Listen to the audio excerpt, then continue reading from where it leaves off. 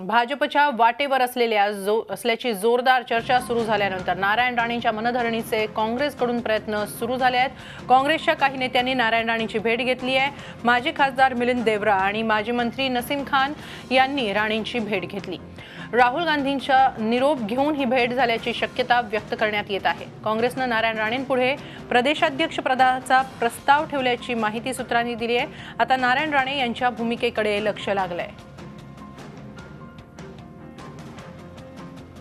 आपण याबाबत अधिक माहिती घेऊया आमचे प्रतिनिधी दीपक भातुसे यांच्याकडून। दीपक, नारायण राणे यांच्या भाजप प्रवेशाच्या चर्चेनंतर काँग्रेसच्या गोटात खळबळ होतीच, त्याचबरोबर नारायण राणे यांचा दिल्ली दौराही गाजला, अहमदाबाद दौराही गाजला।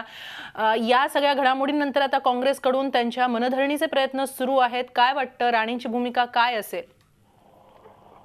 जवळपास महिनाभरापूर्वी नारायण राणे दिल्लीला गेले होते आणि तिथे त्यांनी राहुल गांधी जे उपाध्यक्ष आहेत काँग्रेसचे त्यांची भेट घेतली होती आणि महाराष्ट्रामध्ये काँग्रेस फेरबदलासंदर्भात त्यांनी काही चर्चा राहुल गांधींशी केली होती। त्यावेळेला त्यांना राहुल गांधींकडून आश्वासन देण्यात आलं होतं की लवकरच काँग्रेसमध्ये फेरबदल केले जातील, परंतु एक महिना झाला या संदर्भात काहीच हालचाली काँग्रेस पक्षाकडून झाल्या नाहीत।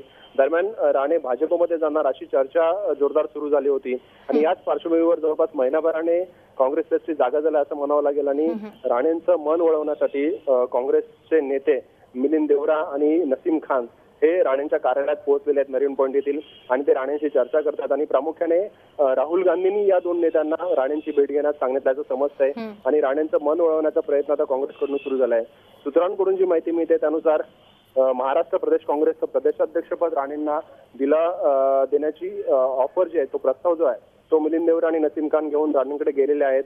राणे या संदर्भात काय भूमिका घेणार याबाबत निश्चितच उत्सुकता आहे, परंतु राणे काँग्रेस सोडणार आणि भाजपमध्ये जाणार ही चर्चा सुरू झाल्यानंतर काँग्रेसने जवळजवळ 15 दिवसांपासून ही चर्चा सुरू आहे आणि 15 दिवसानंतर काँग्रेसने आता त्यांच्या मनधरणीचे प्रयत्न सुरू केलेले आहेत आणि प्रामुख्याने राणेंसारखा नेता गमावणं काँग्रेसलाही परवडणार नाहीये, कारण आधीच लोकसभा निवडणुकीनंतर प्रत्येक निवडणुकीमध्ये काँग्रेसने राज्यामध्ये झालेल्या प्रत्येक निवडणुकीत मार खाल्लेला आहे।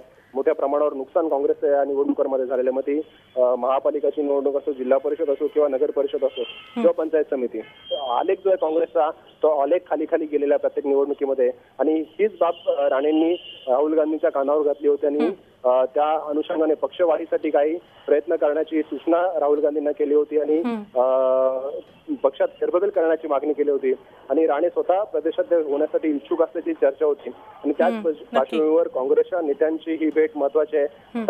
मिलिंद देवरा आणि नसीम खान यांच्या भेटीनंतर आणि राहुल गांधींचा निरोप राणेंना मिळाल्यानंतर राणे काय भूमिका घेणार यावर नक्की राणे काय भूमिका घेतात आणि काँग्रेस त्यांच्या प्रयत्नात यशस्वी ठरतं का हे लवकरच कळेल। खूप खूप धन्यवाद दीपक, आपण दिलेल्या या सविस्तर माहितीसाठी। दरम्यान काँग्रेस नेते नसीम खान यांना आम्ही या राणे भेटीविषयी विचारलं असता त्यांनी याबाबत बोलण्यास नकार दिलाय।